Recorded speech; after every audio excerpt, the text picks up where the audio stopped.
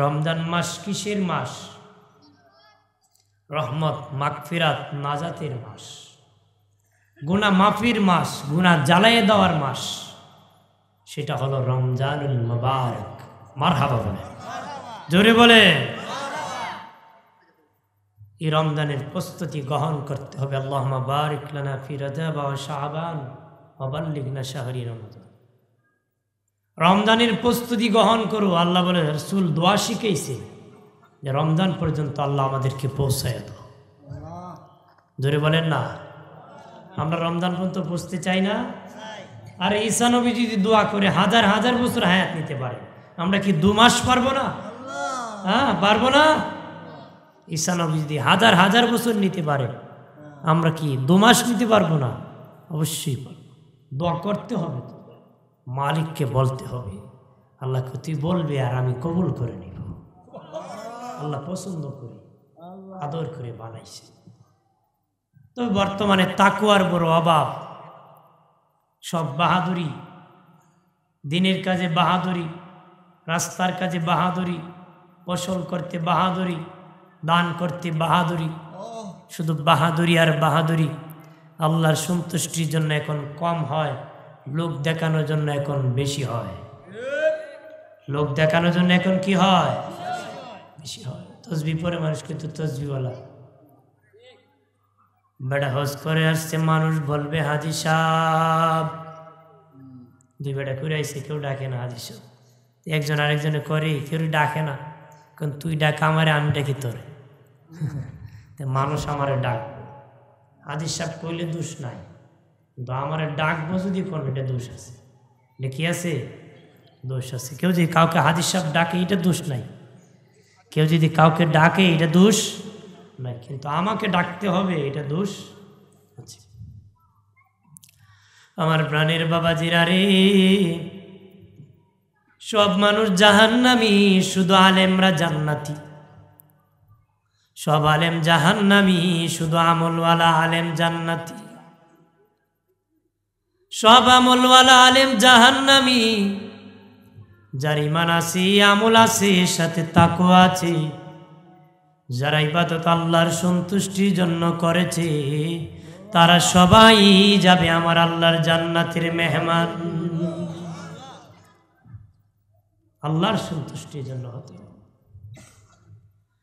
কিয়ামতের দিন আমার আল্লাহ বারে তাআলা 3 ব্যক্তিকে ডাকবেন। একজন হলো কারি সাহেব, আরেকজন হলো দাতা, আরেকজন হলো শহীদ।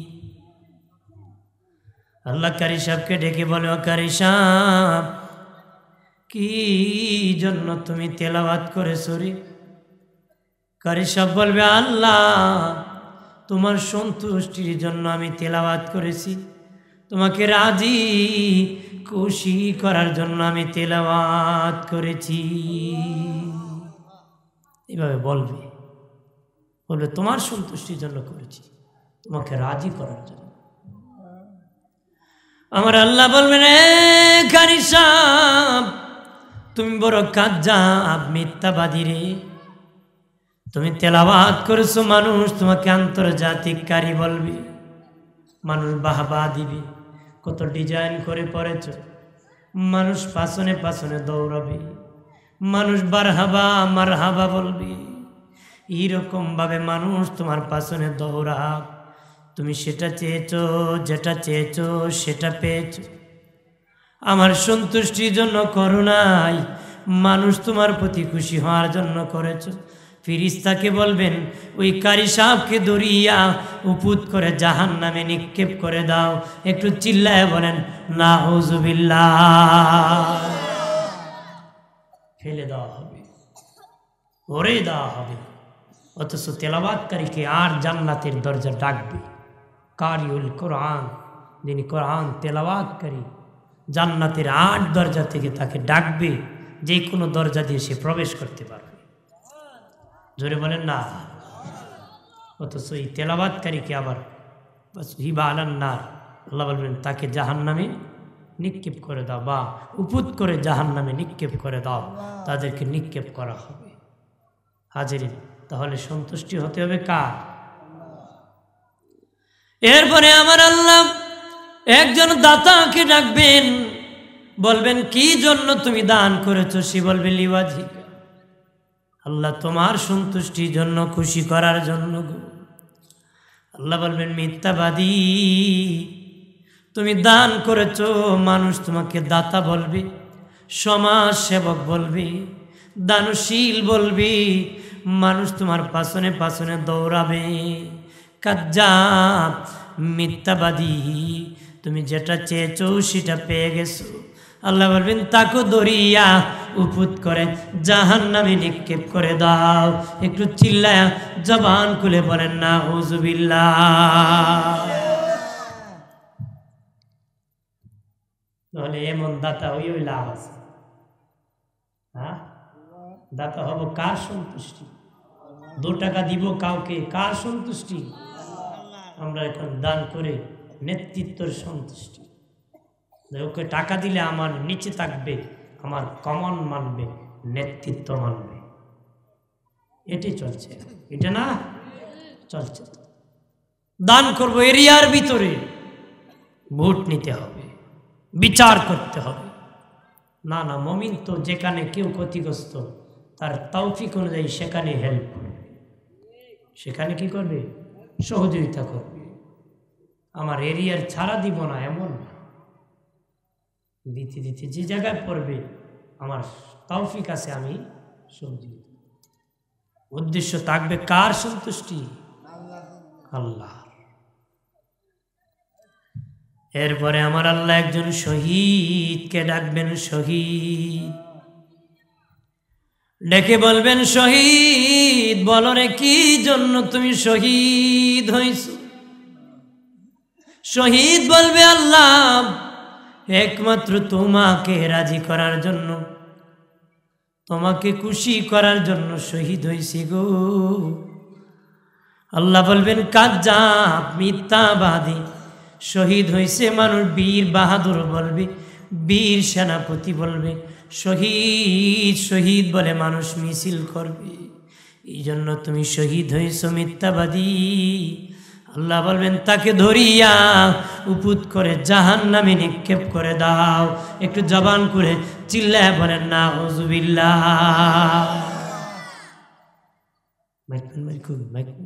একটু হালকাই খুদো, যেন টানে, হালকাই খুদো। দুশি বলেন সাল্লাল্লাহু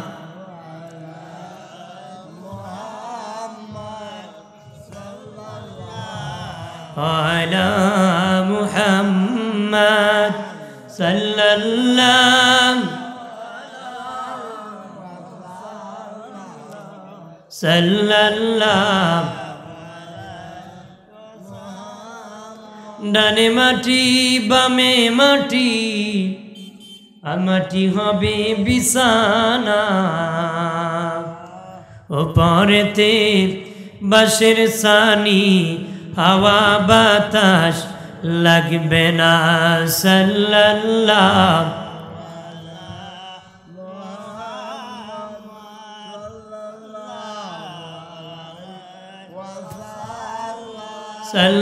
সাল্লাল্লাহু আলা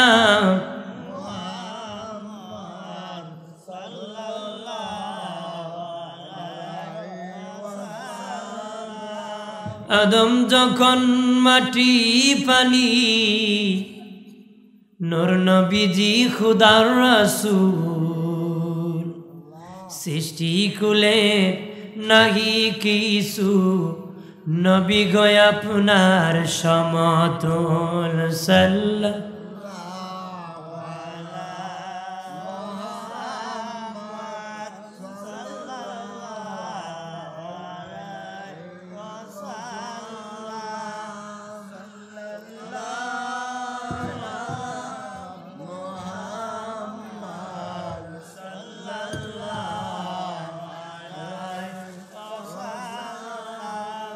হাজিরিন। তখন বলবে শহীদ হইল। শহীদ মানে জীবন দিয়ে দিছে। শহীদ মানে কি? জীবন দিয়ে দিছে, মানে তার জীবন বিলীন হয়ে গেছে। যেমন বুখারীতে হাদিস আসছে, আল্লাহ রাসূল এক ব্যক্তিকে বলছেন ও জাহান্নামী, বলছেন কি ও জাহান্নামী। কিন্তু জেহাদের জন্য যখন রাসূলুল্লাহ মাল চেলেন তখন ও লোক মুসলমানের পক্ষে মাল দান করছে। জেহাদের মাঠে যখন গিয়েছে মুসলমানের পক্ষে বেঈমানের বিপক্ষে অস্ত্র ধরছে। বেঈমানের বিপক্ষে কি ধরছে? অস্ত্র ধরছে, বেঈমানকে কতল করতেছে। সাহাবীরা দৌড়ায় রসুলের কাছে আসছে, ইয়া রাসূলুল্লাহ আপনি বললেন সে জাহান্নামী, কিন্তু সে মালও দিছে, বেঈমানকে কতলও করতেছে। রসুল বলেন তারপরও জাহান্নামী। তারপরও কি? তারপরে বাবাজি জিহাদের মাটি কাফের আসিয়া তাকে আক্রমণ করেছে, তার গায়ে ব্যথা শুরু হয়েছে, প্রচন্ড ব্যথা, সইতে পারে নাই। তরবারির আচার জমিনে লাগাইয়া বাবি তরবারির মাথা দিয়ে আত্মহত্যা করে মরে গেছে।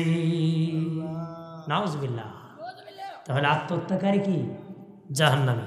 আত্মহত্যাকারী জাহান্নামী। সাহাবীরা দৌড়ে রসুলের কাছে গেছে, ইয়া রাসূলুল্লাহ এই লোকটা কেন জাহান্নামী হলো?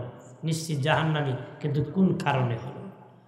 দিনে নবী বলেন, বাবা সাহাবীরা রে, বাহাদুরির জন্য মাল দিয়েছি, বাহাদুরি করার জন্য জিহাদের মাঠে গিয়েছে। আমি রাসূলুল্লাহর ভালোবাসা তার অন্তরে ছিল না রে, শুধু বাহাদুরি ছিল, এই জন্য হইছে জাহান্নামী। নাউজুবিল্লাহ বলেন। এই জন্য রাসূলুল্লাহর ভালোবাসা লাগবে, প্রেম লাগবে, সন্তুষ্টি কার? যে যে ইবাদত করবে বাবা লোক দেখানোর জন্য যদি ইবাদত করে, এটা আমলে শিরিক হবে। শিরিক মানে আমল বাতিল হবে। আর আল্লাহর সন্তুষ্টির জন্য যে করবে, এটা নেক আমল হবে। ওই নেক আমলের দ্বারা হাসুর দিন আমার আল্লাহ পার করে জান্নাত দিবি। তাহলে যেটা আমি বলেছি আমাদের তাকওয়ার অভাব, এখন হলো বাহাদুরি, আল্লাহর সন্তুষ্টি না।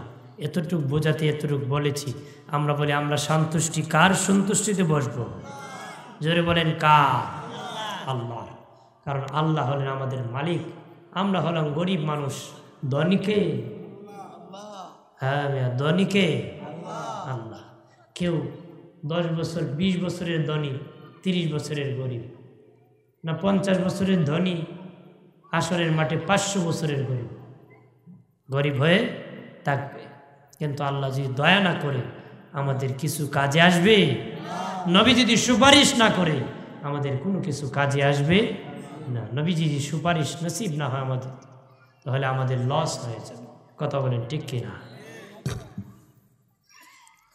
আমার বানের বাবাদের আরে খেয়াল করেন ভালো করিয়া, অদুস্থ বুজুর্গরাম, আল্লাহ নবী বলেছেন 6 জিনিস আসার আগে তোমরা মরে যেও। 6 জিনিস আসার আগে তোমরা মরে যেও রে। 1 নম্বর নবী বলছেন অযোগ্যদের নেতৃত্বের আগে তোমরা মরে যেও। অযোগ্যদের নেতৃত্বের আগে তোমরা মরে যেও, কারণ তোমরা অযোগ্যদের শাসন সইতে পারবে না রে। অযোগ্যদের শাসনে তোমরা ঈমান রাখতে পারবে না। অযোগ্যদের শাসন তোমরা রক্ষা করতে পারবে না রে, জীবনকে বাঁচাতে পারবে না। বলছেন অযোগ্যদের শাসনের আগে, নেতৃত্বের আগে মরে যাবা। কারণ অযোগ্যরা বেড়ে যাবে, যেখানে যার দায়িত্ব না সে সেখানে দায়িত্ব জুড়ে বলে চলে কলে কৌশলে গ্রহণ করবে। কথা বলেন ঠিক কিনা? জোরে বলেন ঠিক কিনা? যে যোগ্য তাকে আউট করে দিবে, অযোগ্যকে বসায় দিবে। এটা হলো কিয়ামতের ভয়াবহতা। এটা কি? কিয়ামতের ভয়াবহতা। দিনে নবী বলেছেন কিয়ামতের আগে হারামজাদার সংখ্যা বেড়ে যাবে। হারামজাদার সংখ্যা বেড়ে যাবে। হারামজাদার সংখ্যা বাড়তে শুরু করেছে বাবা। হারামজাদার সংখ্যা বাড়তে শুরু হয়েছে। বিবি তালাক দিও আবার স্বামী খাইতেছে, সংসার করতেছে, বাচ্চা জন্ম দিতেছে না? বহু লোকদের তলে তলে তালাক দিছে, আবার খাইতেছে। দিল আবার আকাম কুকাম করে শেষে মুফতির কাছে গিয়ে বানায় টানায় কুইয়া বউ নিয়ে ফিরছে বাসায়। তালাক দেওয়ার সময় মেজাজ খুব গরম ছিল হুজুর, এই জন্য গরমে শুনছি তালাক না দিলে তালাক দিলে তালাক হয় না। ই পর্যন্ত হুনচুন কেউ ভালোবাসা তালাক দিতে, গরমিয়া না নরমিয়া দেনে সে শুনছেন কেউ বেড়ায় হয়েছে আই লাভ ইউ 1 তালাক, আই লাভ ইউ 2 তালাক, আই লাভ ইউ 3 তালাক। তার মানে ভালোবাসে কেউ তালাক দেয় না, গরমই মানুষ তালাক দেয়। মাথা গরম করি মানুষ কি বিরক্ত হয়ে তালাক দেয়, কিন্তু ঘোরাচ্ছে, খাচ্ছে, বেড়াচ্ছে, বিবির ঘরে হারামজাদার জন্ম হচ্ছে। আর ওদের যারা ইসলামের পতন হবে, যখন হারামজাদা 100% হবে, পৃথিবী কিয়ামত হয়ে যাবে। কারণ আল্লাহকে হারামজাদারা ডাকবে না, আল্লাহকে কি ডাকবে? এই বাবুরা এই কথা বলো কেন? কথা নাই বাবু, তো বসে থাকো তোমরা, তোমাদের এখন কথা বলার সময়। তারপরে আজকে একটু বসো, কারণ সবাই এই বয়সে কথা কইছে না? আপনারা আরো কত দিয়ে কইছে হাজির। যাই হোক, ওরা কইব, মসজিদে গেলে দৌড়তেই হবে, মানতে হবে, ধৈর্য ধরতে হবে। কারণ জাতিরে ধ্বংসের দিকে ঠেলে দেওয়া যাবে না, মসজিদের দিকে নিতে হবে। কারণ যে জামাতের পিছনে বাচ্চারা দৌড়ে না, নবী কয়ে তার পরবর্তী জাতি ধ্বংসের দিকে আছে।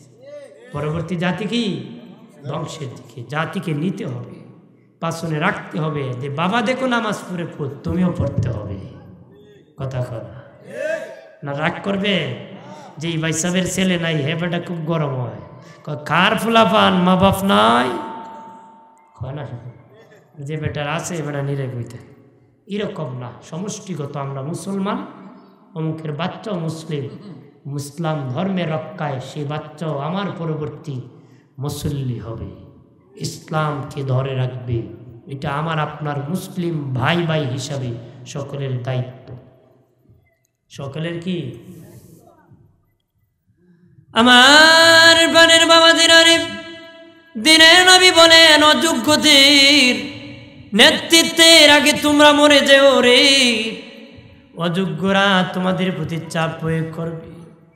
2 নম্বর নবী বলেন, আদালত বিক্রির আগে তোমরা মরে যেও, আদালত বিক্রি হওয়ার আগে তোমরা মরে যেও, বিচার ব্যবস্থা বিক্রি হওয়ার আগে তোমরা মরে যেও রে। আজকে আদালত বিক্রি হয়ে গেছে, বিচার আচার বিক্রি হয়ে গেছে, টাকার বিনিময় চলে। টাকার বিনিময় কি চলে না? চলতেছে। দিনের নবী বলেন, আদালত বিক্রির আগে তোমরা মরে যেও, বিচার ব্যবস্থা মরে যাওয়ার আগে তোমরা মরে যাও। টাকা গায়ে মানুষ বিচার করে, বাবাজি মিথ্যা সাক্ষী দেয়, মিথ্যা সত্য সাক্ষীকে গোপন করে ফেলে, এরকম মিথ্যাবাদী বিচারকের অভাব আসেনি। আমাদের মাযহাবের ইমাম ইমামুল আজম আবু হানিফা বলেন, ওয়াকাল আবু হানিফা রাহিমাহুল্লাহ ওয়া হুয়া নাইবুল্লাহ লিআন্নাহুল হাকিম। ইমাম আবু হানিফা বলেন, যারা এই দুনিয়ায় সুবিচার করবে, কিয়ামতের দিন আমার আল্লাহর নায়েব হয়ে দাঁড়াবে। কারণ আল্লাহ হবেন হাসরের বিচারক। দুনিয়ায় যারা সুবিচার করবে, তারা আমার আল্লাহর সাথে নায়েব হয়ে হাসরের মাঠে দাঁড়িয়ে আসবে। আর যারা মিথ্যা মিথ্যা বিচার করতে হয়, এরা শয়তানের সাথে খারিব। কারণ ইবলিশ সারা জীবন মিথ্যা, ওরাও মিথ্যা, ইবলিশের অনুসারী। ইবলিশের কি? যারা টাকাকে বিচার করে, এরা আবার চালাক মানুষ থাকে, ওরা আবার কি চালাক মানুষ। কেমন চালাক মানুষ কই একটু বলি, সামনে বলতেছি আলোচনা। এক জায়গায় আসিল 4 ভাই, কয় ভাই? আগে তো মানুষের সনের ঘর আসিল না, খের ঘর আছে, সনের ঘর। 4 বার মিলে লাগতা একটা সনের ঘর ছিল। তে 4 বার একটা বিড়াল আছে, বিড়াল পারে বিড়াল। এক বেচারা বিবির সাথে লাগছে ঝগড়া, বিড়ালটে মারছে বাড়ি, পা একটা গেছে ভেঙ্গে, লাফ মেরে পড়ছে তেলের টাঙ্কিতে বিড়াল। সেখান থেকে উঠে চুলার পারে গেছে, চাঁদ করে আগুন ধরছে, আগুন নিয়ে উঠে গেছে ওই দিন সনের ঘরের চালে। আগা মাথা ধরতে ধরতে 4 ঘর লাগিয়ে দিছে আগুন। 3 ভাই মিললে কয়, এ ঘর জ্বালাইছে, এ ঘর বানাই দিল। মুরব্বীরা পয়সা বিচার করে দিছে, মেয়া তুমি ঘর বানাই দিতে ভাই, তুমি বিলাইরে না পিটলে এই ঘটনা গর্ত। এ দেখে সর্বনাশ, আমারটা সহ 4টিয়া, কেমনে আমি অতলা ঘর বানাইব? বলছি ওই গাড়ে কাকা আছে, যত বড় বিচারক ঘুরাইলায়, কয় বিচার চাইতে হবে, সানি বিচার। সে হাজির যেইটা হলো, ওই চাচার কাছে 3 ভাই আগে গিয়া 5,000 দিছে, যে বেটা বিড়াল পিটছিল হে বেটাকে 10,000 দিছে। বিচার বইয়ের রায় হয়েছে তুমি গড় বানাই দিবা। তখন যেই মুরব্বী টাকা খাইছে বেচারা কয় সভাপতি অনুমতি দিলে একান কথা কইব কখন সাপ দাঁড়ায় কয় চারবারে জিগায় বিড়াল খার খার রে আমরা 4 জনেরই বিড়ালের পা কটা ক 4টা জনে পরে কটা একটা বাংছে কটা কথা হয় না বাংছে কটা একটা বিড়ালের পা কটা ক তোমরা জনে কটা 4 বাইরে একটা একটা কই এর পাও ভাঙে লিছে ক সালা দূর ছিল বালা পা দিয়ে উঠছিল না বাঙ্গা পা দিয়ে উঠছিল ক বালাটা দিয়ে ক তোরার বালাটা দিয়ে উঠতে গড় জ্বালাইছে তোরা 3 ভাই মিললে আর গড় বানাই দিবি বিচার করছি নি ক বালা পা দিয়ে উঠিয়া গড় জ্বালাইছে তোরা 3 ভাই মিললে আর গড় বানাই দিবি তে যারা 5,000 দিছিল এরা ক চাচা খবর কি ক খোয়া লাভ নাই তোর 5 রে 10 খাই দিছে কারণ আমি 10-এর বিচার করছি রে বাবা 5-এর বিচার তো আর 10 তুই হরণ যায় চালাক মানুষ আমার বানের বাবাদের আরে খেয়াল করেন ভালো করিয়া যারা মিথ্যা মিথ্যা বিচার করতেছ রে গরু জবাই করলে যেমনি ভাবে কণ্ঠনালা আলাদা হয়ে যায় মাথা আলাদা হয় না রে কণ্ঠনালী আলাদা হয়ে যায় মাথা আলাদা হয় না যারা মিথ্যা বিচারক তারা হাসরের দিন জবাইকৃত অবস্থায় হাসরের মাটি উঠবে রে একজন নয় অনেকজন উঠবে রে বিশাল বড় কাফেলা হাসরের মাটির দিকে যাওয়া শুরু হয়ে যাবে আল্লাহর পক্ষ থেকে আওয়াজ আসবে হাসরবাসী দেখো ওরা ওই সমস্ত ব্যক্তি যারা মিথ্যা মিথ্যা বিচার করত মিথ্যা মিথ্যা বিচার করত আল্লাহ তাদেরকে জবাই করে দিয়েছে আহারে মরে গেল রে তওবা করলো না যদি তওবা করতো রে আমি আল্লাহ জীবনের গুনাহ ক্ষমা করে দিতাম নারে তাকবীর নারে রিসালাত আলে সুন্নাত ওয়াল জামাত যারা মিথ্যা বিচার করত তারা গরু জবাইয়ের মতো কণ্ঠনালী আলাদা হয়ে যায় তাহলে আমরা বিচার করব না চারব হ্যাঁ মিথ্যা বিচার করবাই না মিথ্যা না সত্য কি বিচার করবাই সত্য বিচার তো বিচার বন্ধুরে আমার খেয়াল করেন ভালো করে খলিফা হারুন রশিদ এর আমলে তার শাসন রাজ্যের মধ্যে এক শহরের বিচারপতি অসুস্থ হয়ে পড়েছে ওই শহর থেকে চিঠি এসেছে খলিফার হাতে ওগো খলিফা আমাদের বিচারক অসুস্থ হয়ে পড়েছে খুন বেড়ে গেছে মারামারি বেড়ে গেছে চুরি ডাকাতি বেড়ে গেছে আপনি তাড়াতাড়ি করে একজন বিচারক সেই শহরের জন্য নির্ধারণ করেন যে বিচারক অসুস্থ হওয়ার কারণে সমস্যা হতেছে তাড়াতাড়ি একজন বিচারক পাঠান খলিফা হারুন রশিদ চিঠির উত্তরে লিখেছেন আগামী 1 সপ্তাহের মধ্যে তোমাদের এখানে একজন বিচারক যাবে ঠিক 1 সপ্তাহের মাথায় একজন ফজরের পরে বিচারক আদালতে উপস্থিত মানুষ দলে দলে আসামি ধরে আনতেছে একের পর এক বিচার চলতেছে হঠাৎ করে একজন বুড়ি মহিলাকে কিছু লোক ধরে নিয়ে গেছে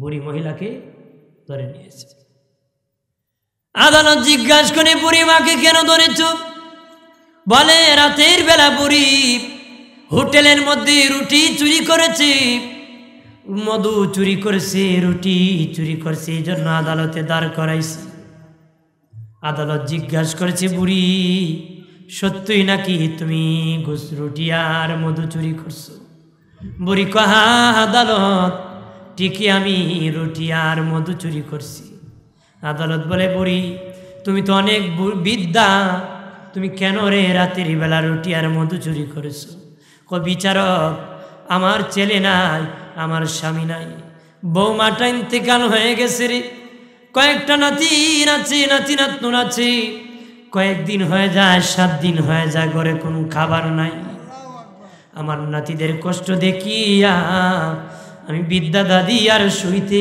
পারি নাই আমি রাতের বেলা রুটি আর মধু চুরি করতে আসছি ও আদালত বিচার করো রে আমি হলাম চোর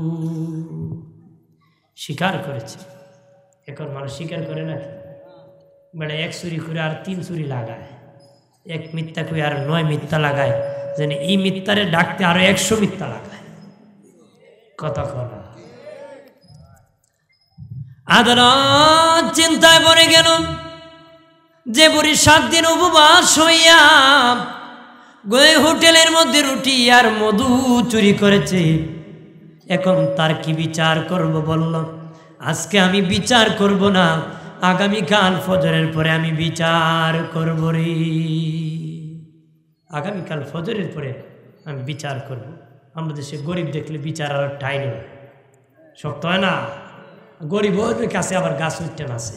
ভালো মানুষ হই, ধনী আর গরিব হই, সবাই যেন ভালো হই, সবাই যেন কি রাগ করবেন না। কারণ আমি যদি কথা না বলি কাকে কে আপনাকে বলবে?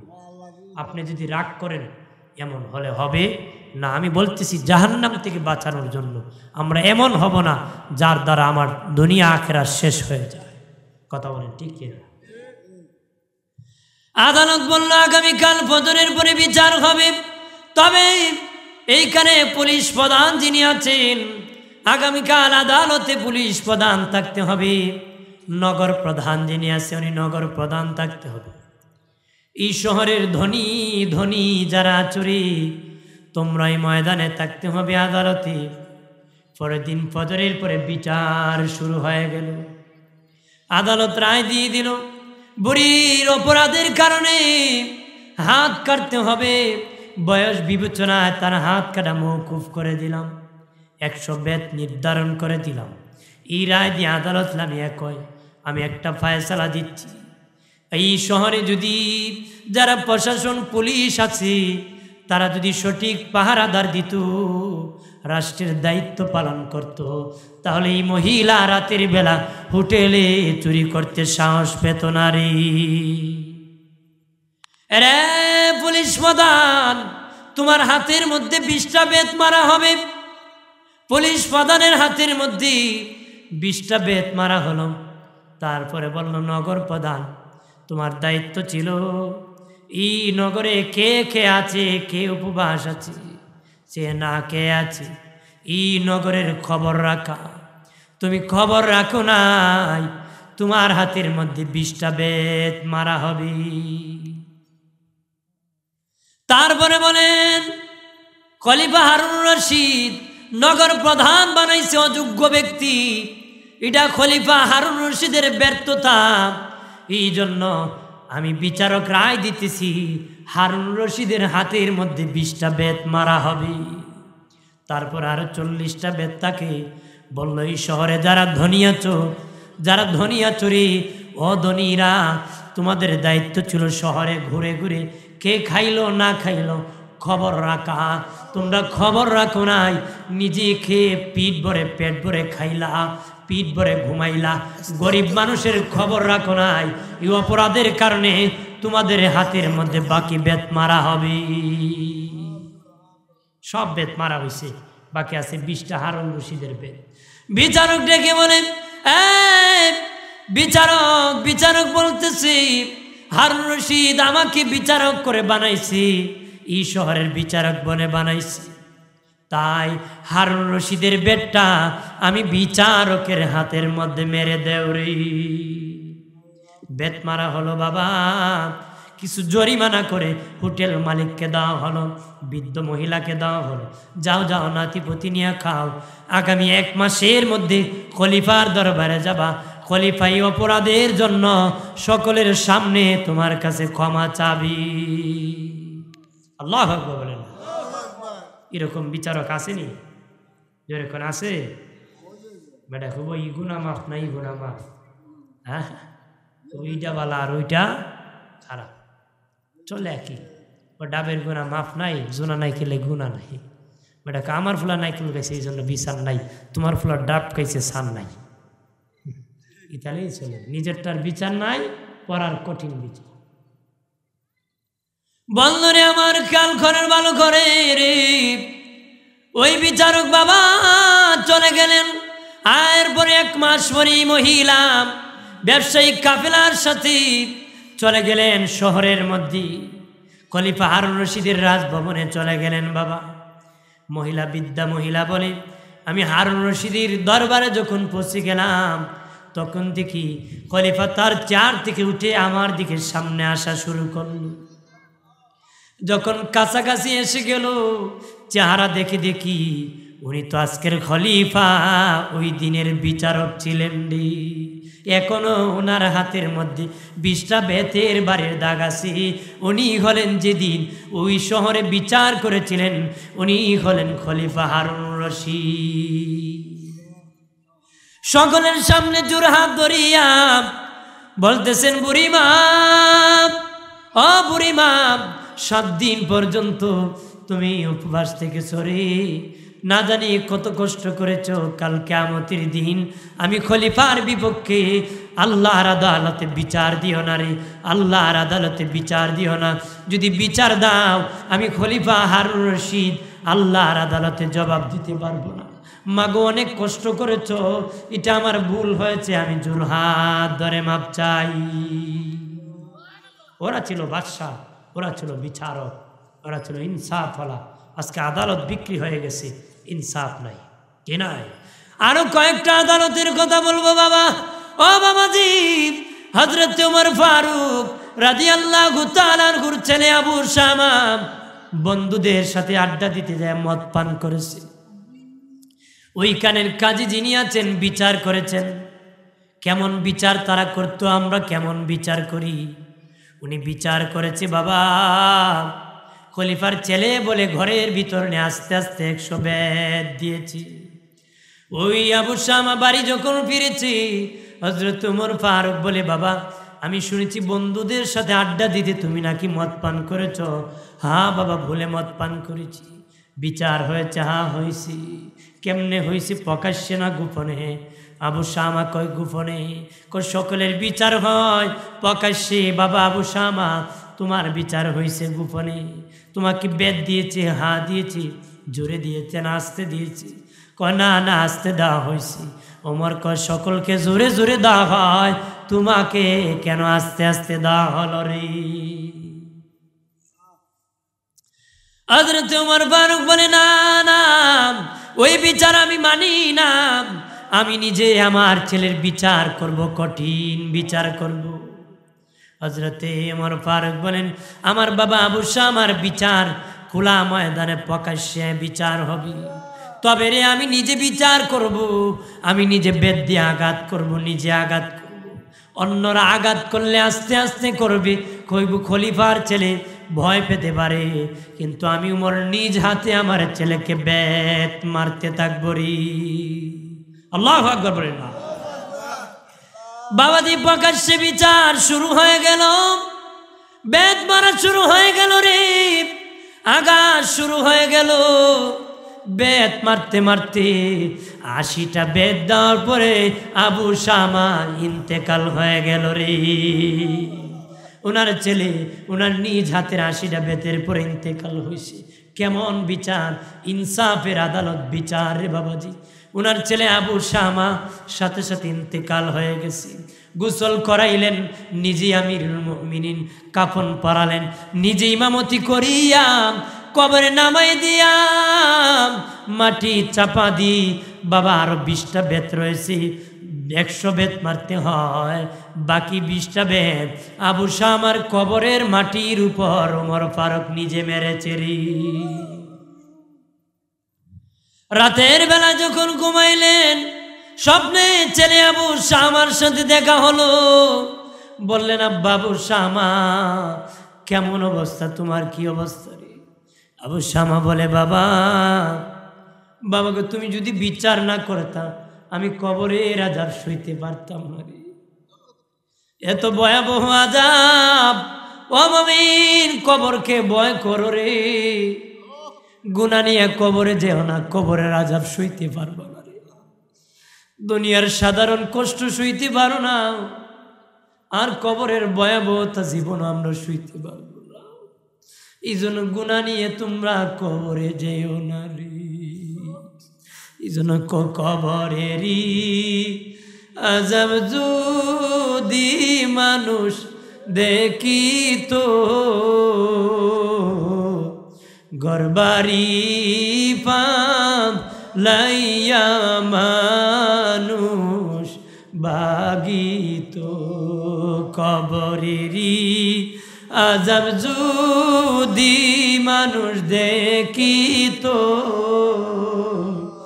গরবারি পাম লাইয়া মানুষ বাগিত আল্লাহ ইকু দিত ইকু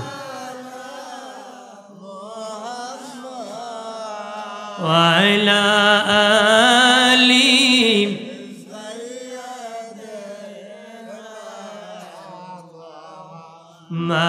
মাদওয়ালা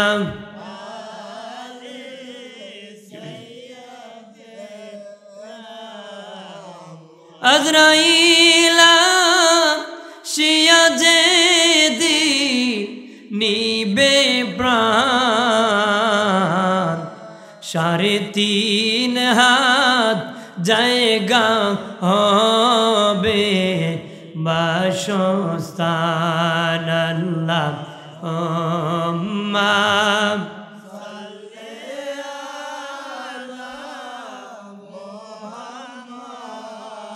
ওয়াইলা আলি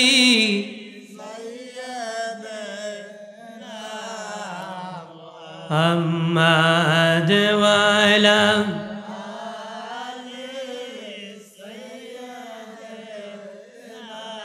আমার বানের বাবা দিনারে ছেলে ডেকে বলে বাবা তুমি যদি বিচার না করতা কবরে রাজাব আমি শুইতে পারতাম না গো আমাকে যখন কবরে মাটি চাপা দিয়েছ 20টা বেতের বাকি ছিল গো বাবা 20টা বেতে রাজাব আমার কবরে নাজিল হয়েছিল গো এত ভয়াবহ আযাব আমি সইতে পারি না গো আব্বা তুমি যখন আমার কবরের মাটির উপর বাকি 20টা বেত মেরে দিয়েছো মারার কারণে আমার আল্লাহর সাথে সাথে আমার কবর কানা জান্নাতের বাগান বানাইছি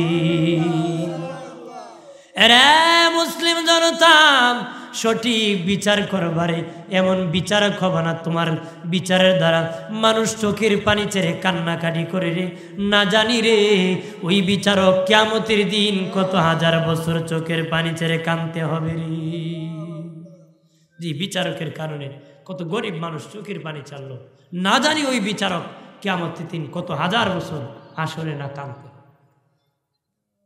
বন্ধুরে আমার খেয়াল করেন ভালো করিয়া ও বাবাজি বাদশাহ ছিল বিচারটি হযরত ওমর আলী রাদিয়াল্লাহু তাআলা আনহু তখন খলিফা ছিলেন বাবা একজন ইহুদি বলতেছে ইহুদির চাদর আলী বলতেছে আলীর চাদর মূলত হযরত আলী রাদিয়াল্লাহু তাআলা আনহুর চাদরটা আলীর চাদর ইহুদি চুরি করে নিয়েছে ইহুদি বলে ইহুদির চুরি ইহুদির চাদর আলী বলেন আলীর চাদর বিচার কাজী বিচারকের কাছে গেলেন আলী রাদিয়াল্লাহু তাআলা আনহু গেলেন ওই ইহুদিও বিচারের মধ্যে গেলেন যখন বিচারক বসাবে তখন বলছে হাসানের পিতা বসেন ইহুদির নাম ধরে বলেছে তুমি বসো বিচার শুরু হয়ে গেল ইহুদি বলে তার চাদর আলী রাদিয়াল্লাহু তাআলা আনহু বলেন আলী রাদিয়াল্লাহু তাআলা আনহুর চাদর কেমন বিচার বাবাজি বিচারক বলে আলী তোমার সাক্ষী কি রে সাক্ষী কি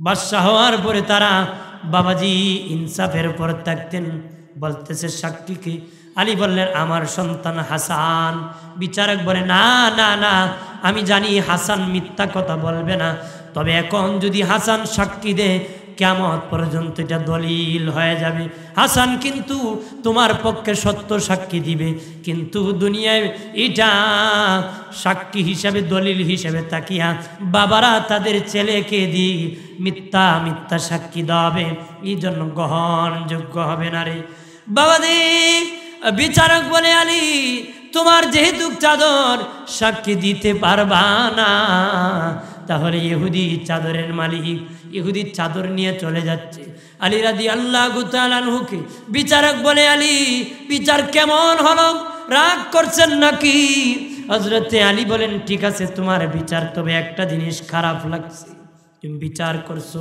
অবশ্যই সাক্ষীর বিনিময়ে বিচার হতে হবে কিন্তু একটা জিনিস তোমার খারাপ লাগছে আমার কেমন ভাবে? আমি খলিফা হওয়ার কারণে আমাকে সম্মান করে হাসানের পিতা বলেছ, তাকে ডাইরেক্ট নাম ধরে বলেছ।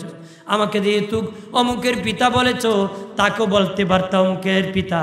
যেহেতু তাকে নাম ধরে বলেছ, আমাকে আলী বলে ডাকতে পারতা।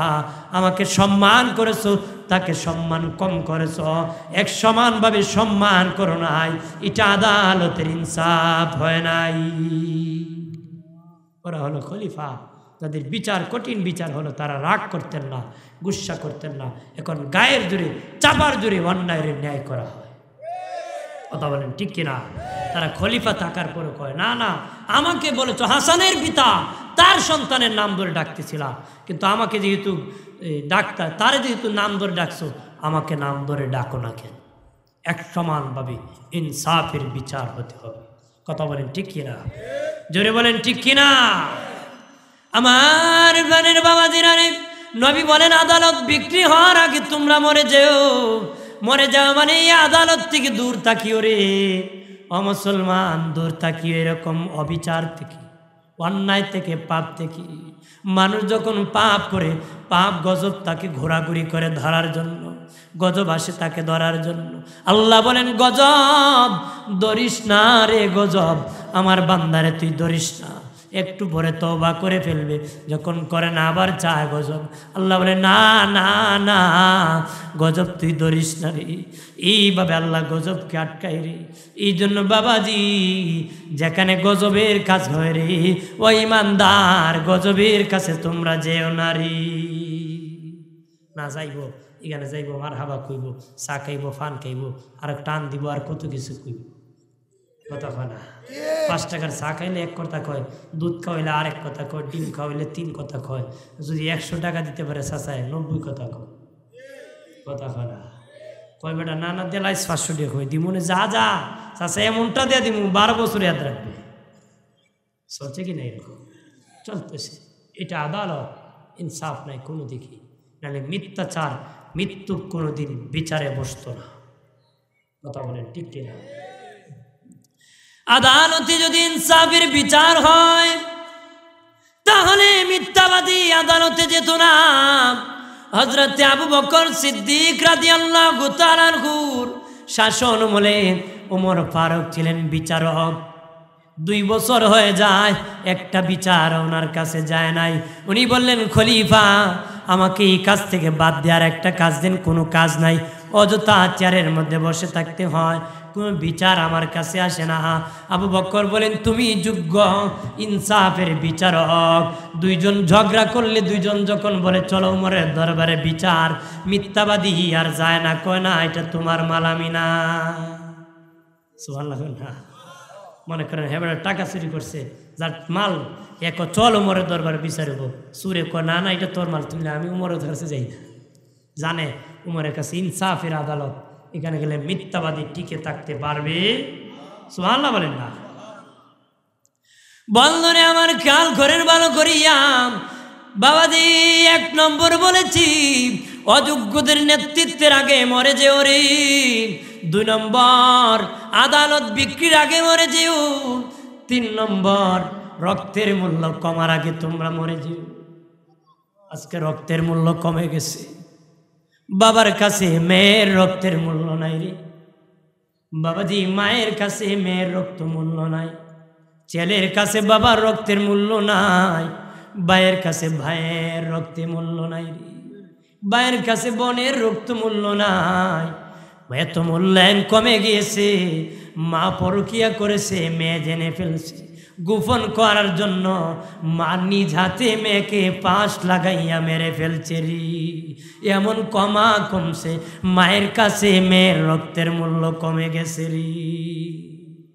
কমছে কি না? জি জি, কমে গেছে। এখন আর মূল্যায়ন নাই, আত্মীয়র বন্ধনের রক্তের মূল্য নাই। কথা বলেন ঠিক কিনা? রক্তের মূল্যায়ন আছে, আত্মীয়র বন্ধনের মূল্য নাই, রক্তের মূল্য নাই। রক্তের কি বন্ধনে আমার খেয়াল করেন ভালো করিয়া, রক্তের সাথে বেঈমানি। নিজের লোককে পরের লোক মনে করে, পরের লোককে নিজের লোক মনে করে। দিনের নবী বলেন, রে আমার উম্মতেরা, তোমরা নিজের লোককে পরের লোক মনে করলে তোমাদের অধপতন হবে রে। তোমরা নিজেদের মধ্যে নিজেরা বন্ধুত্ব করো, যে যত বেশি করতে পারবা তার মাকাম তত বৃদ্ধি হবে, তার সম্মান ইজ্জত তত বাড়বে, তার পাওয়ার তত বেশি বেড়ে যাবে। নবী বলেন, বাবা সাহাবীরা রে, আরে আমার উম্মতেরা দেখো রে, আমি আমার আত্মীয়দের সাথে বন্ধুত্ব করেছি। আমার বন্ধু আবু বকর, আমার বন্ধু উমর, আমার বন্ধু উসমান, আমার বন্ধু আলী, উমর ফারুক, আমার বন্ধু আবু বকর আর উমর, তারা আমার শ্বশুর। আমি আমার শ্বশুরের সাথে বন্ধুত্ব করেছি। উসমান গনি, জিন্নুরান আর আলী রাদিয়াল্লাহু তাআলা আনহু, তারা আমার মেয়ের জামাতা। আমার জামাতাদের সাথে আমি বন্ধুত্ব করেছি। নবী শ্বশুরের সাথে বন্ধুত্ব করছে, মেয়ের জামাতাদের সাথে বন্ধুত্ব করছে। আজকে আমরা জামাই বাবা শ্বশুরের সালাম দেয় না, শ্বশুরকে হেজে বাটপা কথা, বন্ধুত্ব দূরের কথা, হে থাকলে আমি থাকতামই না। কমে গেছে বন্ধনের মূল্য, রক্তের মূল্য কি কমে গেছে, হায়া মায়া নাই। বন্ধুরে আমার খেয়াল করেন, ভালো করেন, রক্তের মূল্য এমন ভাবে কমছে গো বাবাজি। নবী বলেন, বন্ধন ভাঙ্গার আগে তোমরা মরে যেও। বন্ধন ভেঙ্গে যাবে বাবা, বন্ধন ভেঙ্গে যাবে। কেমন ভাঙছে জানেননি? ছেলে বিয়ে করে 1 সপ্তাহের মাথায় মুসর মারে আগলা খাইত কথা বলা। ছেলে নতুন বিবাহ করিয়া ফিরা যাত্রাতে আসিয়া বুড়া মা বাবার সাথে মুসর মারে, সে নাকি সিপারেট খাবে, আলাদা খাবে, ভবিষ্যৎ গড়বে। কাকে খাওয়াবে? কে আমাকে খাওয়াবে? ভবিষ্যৎ গড়বে। তোর মা বাবা 25 বছর পর্যন্ত আগলে ধরে রাখছে, শিক্ষিত বানাইছে, একটা চাকরি হওয়ার পরে ইনকাম বাড়ার পরে তোকে বিয়ে করাইছে। আর আজকে তুই টাকা ইনকাম করস বলি সিপারেট হয়ে টাকা জমাবে রে। তোর এদের টাকা খরচ করলো, তোর মা তো এই সময় বললো না আমার বাচ্চাকে কেন খাওয়াবো, আমি টাকা জমাবো রে। এত বন্ধন ভাঙছে। বাবা সন্তান বাপরে খাওয়াতে চায় না, সন্তান মাকে খাওয়াইতে চায় না। অনেক জায়গায় গেলে আমরা হুজুর পোলাপান খেলে কয়েকদিন গেলে মুসর মাসর লয়, খালি আগলো হইতো, সিপারেট হইতো।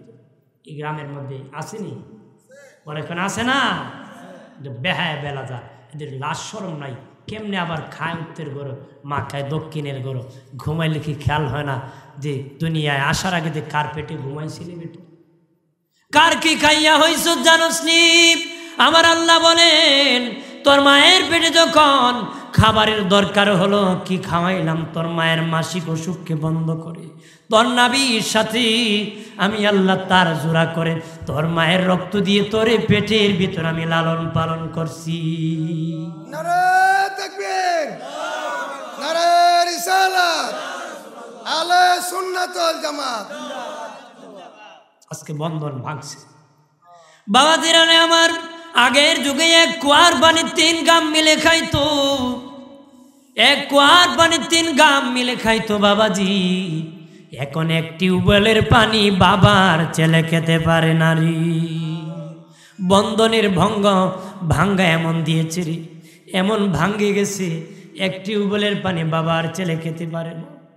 যদি ছেলে টিউবওয়েল বসায়, মা যদি পানি আনতে যায়, মা বাবাজি ছেলের বউ গালমন্দ করে, লজ্জা নাই শরম নাই বলে গালাগালি করে। এমন বেহায়া হলো রে, এত বড় বেহায়া বেলাজা হয়ে গেল। আমি বলি রে যুবক, তোর মতন লোককে মা বাবা না লালন পালন করে 25 বছরে 25টা কুকুর পাললো, তার সে আরো লাভ হতো রে। তোর মতন ছেলের 25 বছর না খাওয়া 25টা কুত্তা পারলো, আর লাভ হতো। কুকুরও প্রভু ভক্ত, তাকে মরলে কবরের পারে কাঁদত। কথা কয় কাঁদত না? বহু মালিকের কবরের পারে বহু কুকুর কাঁদছে, কিন্তু এত বড় নাফরমান এ মরলে কাঁদবে দূরের কথা, জিন্দা থাকতে কাঁদছে। কথা বলেন ঠিক কিনা? তোর বেটা মরে কান্দে কি করবে? দুনিয়ায় থাকতে তো খেদমতের দরকার ছিল। কথা বলেন ঠিক কিনা? জোরে বলেন ঠিক কিনা? বন্ধুরে আমার খেয়াল করেন, ভালো করে। ও বাবাজি, ভাই বোনের বন্ধন ভাঙ্গা শুরু হয়ে গেছে। স্বার্থের জন্য পাগল, স্বার্থের জন্য মতলবের জন্য পাগল, সম্পদ নিয়ে ঝগড়া করে বন্ধন নষ্ট। একজন আরেকজনের বাড়ি যায় না, মরলেও যায় না, এটা নাফরমানি। নবী বলেন এই বন্ধন ভাঙ্গার আগে তোমরা মরে যেও। এটা ভয়াবহ অবস্থা, ভয়াবহ অবস্থা রে, এটা কিয়ামতের আলামত। একটু চিল্লায় বলেন নাউজুবিল্লাহ। আমার প্রাণের বাবাজিরা রে, তারপরে দিনের নবী বলেন বন্ধুত্ব ভাঙ্গার আগে তোমরা মরে যেও রে, বন্ধুত্ব ভাঙ্গার আগে তোমরা মরে যেও। আগের মতন বন্ধু না, এখন শুধু মতলববাজি। কথা বন্ধু বন্ধুকে হত্যা আগে করতো না, শত্রু শত্রুকে আগে হত্যা করত। এখন এমন আমল বন্ধু বন্ধুকে হত্যা করে রে।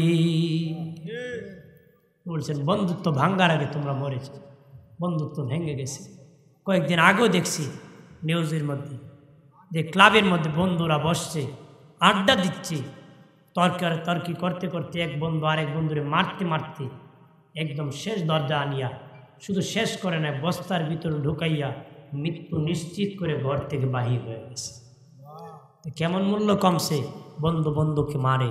কারণ মুরগির বাচ্চা জবাই করতে মায়া হয়, মানুষ মারতে এখন মানুষের মায়া হয় না। কথা বলেন ঠিক কিনা? মানুষ মারতে মানুষের কি হয় না? মায়া হয় না। মুরগির বাচ্চা জবাই করতে মায়া হয়, মানুষকে মানুষ মারতে এখন মানুষ মায়া করে না। রক্তের মূল্য কমে গেছে, বন্ধন ভেঙে গেছে, বন্ধুত্বের বন্ধন ভেঙে গেছে। কথা বলেন ঠিক কিনা? এই জন্য আমি রে বামুর মুসলমান যুবক ভাইরাম, বন্ধুত্ব এমন লোকের সাথে করবা না যে লোক তোমার শত্রুতে পরিণত হবে। যেই লোক মতলব দেখে বন্ধুত্ব করে রে, বন্ধুত্ব করবা, একসাথে দিনের কাজ করবা, একসাথে জান্নাতে যেতে পারবা, এমন লোককে তোমার বন্ধু বানাবে রে। না বানাইব গে হুমরা সুমরা ফান্ডু ফান্ডুরে বন্ধু বানাইব। নিজে আসিল বিরিকুর বন্ধুই হয়েছে গাঞ্জাকুর। কথা খারাপ বন্ধুত্ব করছে আর গাঁজাকুরের সাথে। নিজে খাইতো না সিগারেটও, করছে সিগারেট কুরের সাথে। 3 দিন পরে হেওকা টেনশন টেনশন, নিরিবিলি পরিবেশ, ইন্টারন্যাশনাল বাথরুম, বাথরুমে বিড়ি খায়। কয় না খেলে বলে পায়খানা ক্লিয়ার হয় না। ওটা বিড়ির গন্ধ টানে না, পায়খানার গন্ধ টানে, আল্লাহ জানে। কত বড় খবিস, নাউজুবিল্লাহ বলেন না।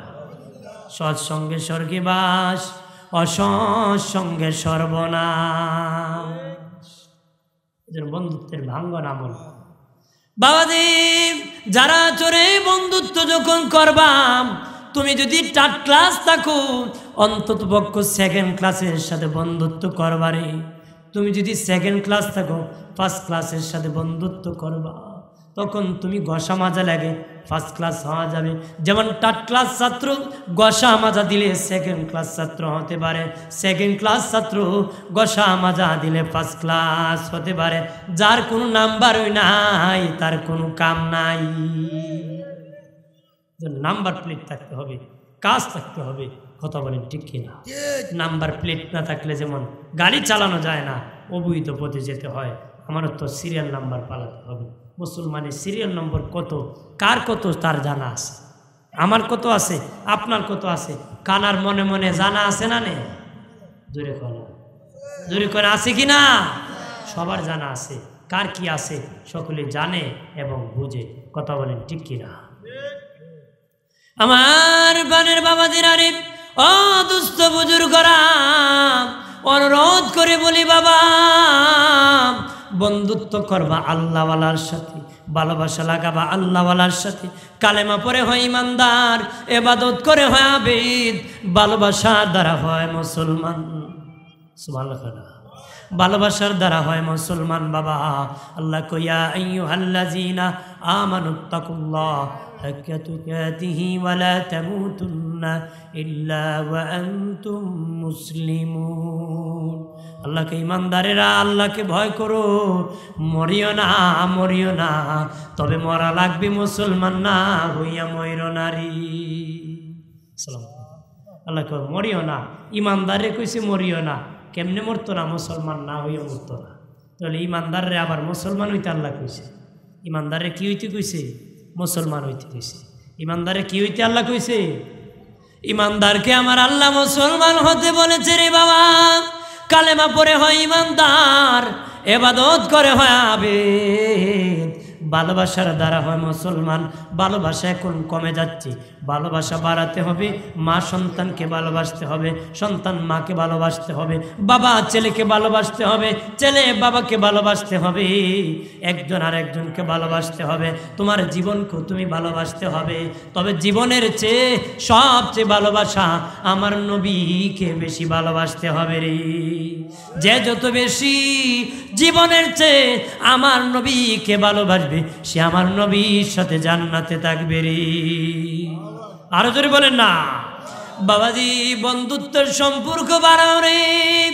আল্লাহ বলেন যারা নবীর সাথে সম্পর্ক লাগাবেন, নবীর সাথে জান্নাতে থাকবে। যারা সিদ্দিকগণের সাথে সম্পর্ক বন্ধুত্বের লাগাবে, তারা সিদ্দিকগণের সাথে জান্নাতে থাকবে। যারা শহীদগণের সাথে বন্ধুত্ব লাগাবে, তারা শহীদগণের সাথে জান্নাতে থাকবে। যারা সালেহগণ উলামায়ে কারামগণের সাথে বন্ধুত্ব লাগাবে, তারা তাদের সাথে হাসরের ময়দানে উঠিয়া সাক্ষাৎ হবে, আল্লাহর জান্নাতের মেহমান হবে। আরো জোরে কন্যা সুবহানাল্লাহ। আমরা বন্ধুত্ব করে থার্ড ক্লাস মানুষের সাথে ফার্স্ট ক্লাসে যেতে চাই না। তার দ্বারা ভালোভাবে ঘরের সন্তান, সম্মানিত সন্তান, পিতার সন্তান বেজ্জতি বাবাকে করছে, কথা কয় না, করছে কি না? অনেক ঘরের সন্তান আছে, বাবা মা ভদ্র, ফ্যামিলিতে এমন কেউ নোংরা অভ্যাস নাই, কিন্তু তার একটা বন্ধু নোংরামি পেয়ে সে খারাপ হয়ে গেছে। মানুষকে এই বংশের তো কেউ খারাপ আছিল না, হ্যাঁ কাঠটা পাই কয় না মানছে, যখন কয় না এ একটা পাইছে, যার সাথে বন্ধুত্ব লাগাইছে তারটা পাই নিছে। তার সঙ্গ লাভের কারণে, সঙ্গ খারাপ হওয়ার কারণে দুষ্ট হয়ে গেছে। কথা বলেন ঠিক কিনা? জোরে বলেন সাল্লাল্লাহু আলাইহি সাল্লাল্লাহু সাল্লাল্লাহু আলাইহি সাল্লাল্লাহু। কাফনের কাপড় পরতে হবে, সেই কাফন তো আপনার। ধনী বলেন গরিবী বলেন, আজরাল কাউকে সারবে না। সাল্লাল্লাহু সাল্লাল্লাহু আলাইহি সাল্লাল্লাহু আলাইহি সাল্লাল্লাহু। হাজির ভালো আসতেছে মানুষ, কারণ আমি যখন শুরু করছিলাম কয়েকজন আছে, এখন তো মোটামুটি আসতেছে মানুষ। তো ঘর বাড়ি ছাড়তে চায় না, এত আরামে ঘর আল্লাহ দান করছে বেটা, কইটা যে নেগা কথা কথা ধরে কা নিব নিব জন্মের না ওটা নিব, এই সময় নিব আর তুগে ভাইতে নিব নি, যেদিন মরবো আর ঘর রাখবো রাখবো, আর রে ভাই সাপ রাখবো, ঘর রাখবে দূরের কথা, বিছনাতে আর ঘুম পারাবে না, তোষক কম্বল উড়েই ফেলে দিবে, কাঠের উপর রাখবে।